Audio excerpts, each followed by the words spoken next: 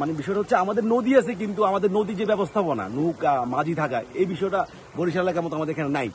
আমার জন্ম থেকে আমি কখনো বন্যা দেখিনি, ঠিক আছে। এখন 2024-এ আমার জীবনে প্রথম আমি বন্যা দেখলাম, 24-ও দেখতেছি, আজকে 25-ও দেখতেছি। এখন হাসিনা চলে যাওয়ার পরেই কিন্তু টানা 2 বছর 2টা বন্যা দেখতেছি। আমার জীবনকালে যদি এরকম 2টা বন্যা দেখি, তাহলে তো এটা অবভিয়াস যে হাসিনার সাথে এটা অবশ্যই জড়িত। এবং কি আজকে 2 দিন কিন্তু আমাদের পানি বাড়ছে, 2 দিনে কিন্তু আমাদের কোনো বৃষ্টি হয় নাই, কিছু হয় নাই।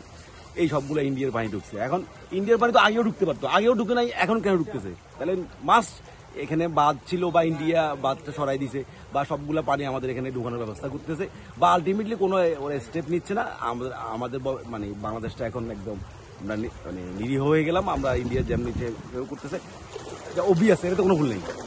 ইন্ডিয়ার বিরুদ্ধে আপনাদের কোনো কড়া জবাব আছে কিনা, আপনারা কি বলবেন? এখন ইন্ডিয়া উপরের জায়গা, কিন্তু আপনি বৃষ্টি এই বাদ দিয়ে সব পানি হচ্ছে গ্রীষ্মের সময় সব পানি রেখে দিবেন এর জন্য, আর বর্ষাকালেও আপনি হচ্ছে সব পানি ছেড়ে দিবেন, তাহলে তো আমাদের বন্যা হবেই। কিন্তু পানি যদি স্বাভাবিকভাবে চলতো, বৃষ্টির সাথে যদি পানি বাড়ার যে হিসাবটা হতো, আমরা ওইভাবে ব্যবস্থা নিতে পারতাম। কিন্তু হঠাৎ করে বৃষ্টি নেই, হঠাৎ করে পানি ঢুকে গেছে, বন্যা হয়ে গেছে। এটা তো আসলে প্রাকৃতিক না, এটা আসলে মানে কৃত্রিম। ওরা সবগুলো জমা করে জাস্ট বন্যা হওয়া যে আমাদেরকে পাঠাই দিচ্ছে। কিন্তু স্বাভাবিকভাবে যদি ইন্ডিয়া উপরের জায়গা, কিন্তু স্বাভাবিকভাবে যদি সাগরে মিশতো, তাহলে আমরা এই ক্ষতির সম্মুখীন হইতাম না, আমরা বন্যাও হয়তো না, আমরাও একটা প্রিভেন্টিভ মেজার নিতে পারতাম। আচ্ছা, রাজনৈতিক ভাবে আপনাদের এই যে গ্রামগুলো যে তলিয়ে গেছে বন্যায়, তো রাজনৈতিক ভাবে আপনারা কোনো পদক্ষেপ নিয়েছেন কিনা বা ঘরে ঘরে গিয়েছেন কিনা, এই বিষয়টা যদি? আলহামদুলিল্লাহ আমাদের ফেনীর মানুষ অন্য এলাকার চেয়ে কম্পারেটিভলি ওরা প্রবাসে থাকে বা তাদের ঘরের স্ট্রাকচারগুলো অনেক ভালো, মানে কিন্তু খুব বেশি ভাঙ্গের ঘটনা 24-এও ঘটে নাই, এবারও ঘটে নাই। কিন্তু বিষয় হচ্ছে বন্যার যে ব্যাপার, তারপর আমাদের নদী আছে, এই যে সবাই ভাবতেছে, মানে 2 দিন ধরে বলতেছিল, যদি পানি যদি আবার 24-এর মতো যদি প্রত্যেকটা বাড়িতে ঢুকে যায়, তাহলে আমাদের করণীয় কি, আমাদের উদ্ধার করবে কি? যে মানে বিষয়টা হচ্ছে আমাদের নদী আছে, কিন্তু আমাদের নদী যে ব্যবস্থাপনা নৌকা মাঝি থাকা এই বিষয়টা বরিশাল এলাকার মতো আমাদের এখানে নাই। জন্য নৌকা মানে সাপোজ এই যে বন্যার সবাই প্রিপারেশন কি, এই যে লঞ্চ নিয়ে আসবে আপনার থেকে কক্সবাজার থেকে, সীতাকুণ্ড থেকে, তাহলে আমাদের ফেনীতে নদী থাকতে নৌকা মাঝিগুলো আমাদের কেন বাইরে থেকে নিয়ে আসতে হবে? আমাদের যে মূল আতঙ্ক যে আমাদের উদ্ধার তৎপরতা, এই জিনিসটার জন্য যে মানে এমন একটা ব্যবস্থা থাকা উচিত নদী বাঁচানোর মাধ্যমে, যাতে আমরা নিজেরাই উদ্ধার হইতে পারি। আর ফেনী মানুষের টান লাগবে না।